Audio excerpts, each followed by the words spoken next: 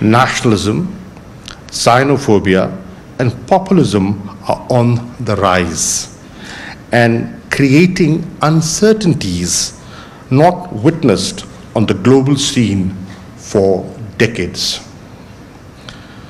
The multilateral arrangements built after the Second World War seem to be under powerful forces. Technology has transformed the way we humans had been living for millennia. The rate and speed of change is the constant that we have to contend with all the time. The center of gravity of global economic power is shifting from the west to the east. Some pundits have been arguing that we are at a stage of history where we will have to face conflict between a rising power and an established power. And I don't have to dilate further on that.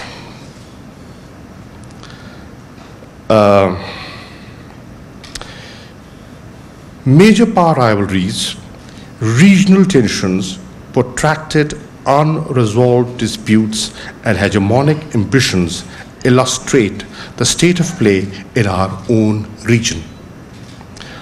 On the positive side, ours is also a region with tremendous potential for development and regional connectivity. It is in such a daunting environment that Pakistan's foreign policy priorities are defined and effective solutions crafted to deal with the continuing challenges while taking benefit of emerging opportunities.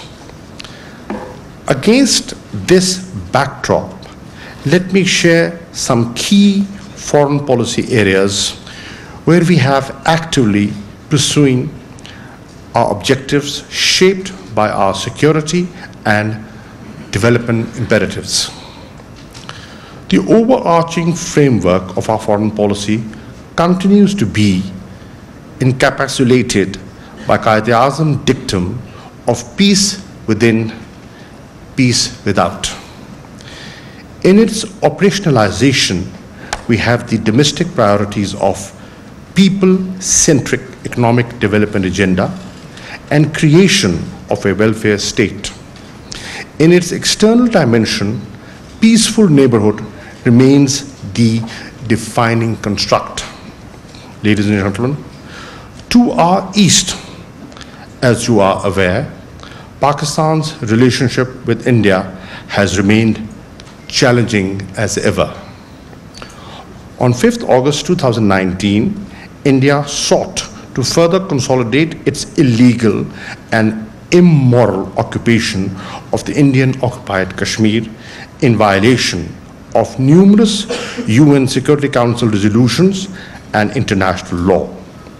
India's intention is to alter internationally recognized disputed status of the occupied Indian Kashmir and to change its demographic structure and identity.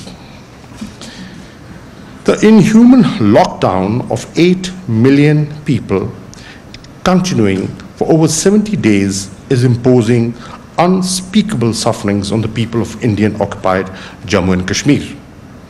Prime Minister Imran Khan made a strong case at the UN General Assembly that the curfew of Indian-occupied Kashmir must be immediately lifted and the Kashmiris given the right to self-determination.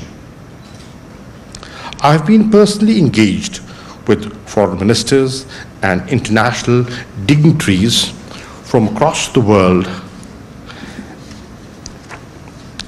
and sensitizing them about the grave tragedy unfolding in Indian-occupied Kashmir. We've also raised international awareness about the prospect of false flag operation and the grave risk posed to peace and security by India's unilateral actions. The desperate attempt by India to portray a situation of normalcy in Indian-occupied Kashmir is in sharp contrast to reports of torture and detention media. They are indicative of India designed to spin an alternative reality to mislead the world. Similarly, reprehensible is the fiction being advanced by Indian authorities regarding restoration of mobile phone service in Indian-occupied Kashmir. As you would know, they initiated it, and within 24 hours had to close down the SMS service. We will continue to stand by Kashmiris in their just struggle for realization of the right to self-determination.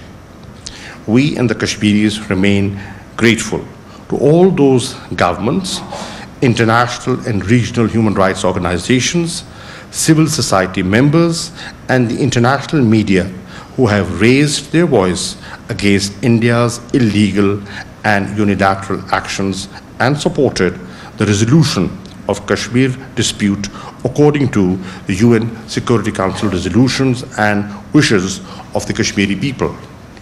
Ladies and gentlemen, India is also pursuing a massive build-up of its nuclear and conventional military forces and acquiring destabilizing capabilities. These include nuclearization of Indian Ocean and deployment of anti-ballistic missiles, deployment and testing of debris-generating anti-satellite weapons, and a constant increase in the readiness, sophistication, and diversification of all types of delivery systems and platforms. This country resorts to warmongering and issues nuclear threats, including for short-term domestic political gains. It has repeatedly signaled changes to its declaratory nuclear posture while flirting with preemptive and counterforce tendencies. This is in addition to its already existing aggressive military doctrines that envisage war fighting below the perceived nuclear threshold. It refuses to bilaterally engage in a dialogue and rejects proposals aimed at risk reduction, confidence building, and nuclear and missile restraint. These hegemonic pretensions, coupled with a history of aggression against its neighbors, present a clear and present danger to regional stability and to Pakistan's security. Pakistan desires peace and strategic stability in order to focus on its socio-economic development agenda.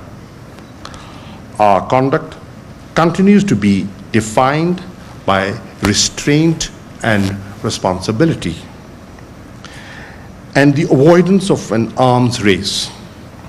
Pakistan, however, cannot remain oblivious to the evolving security dynamics in its immediate neighborhood.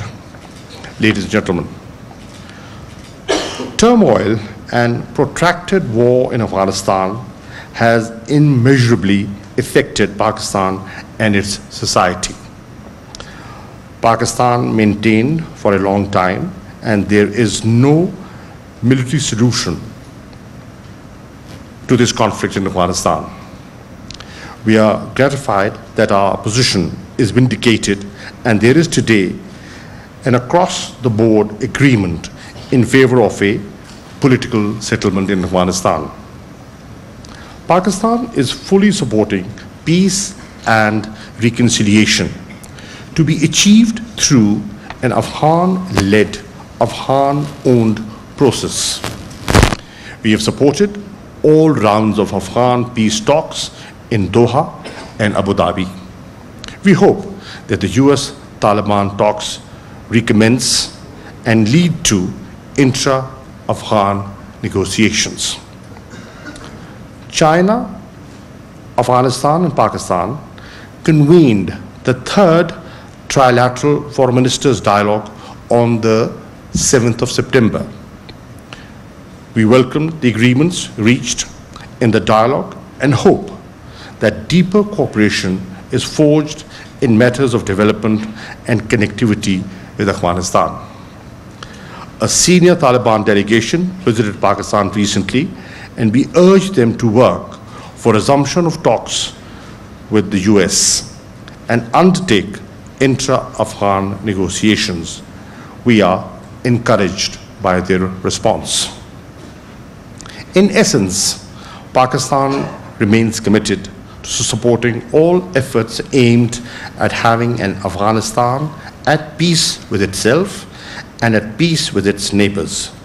We will continue to support the reconciliation process, extend development assistance, and help create conditions in which about 3 million Afghan refugees in Pakistan can go back to their homeland in dignity and honor.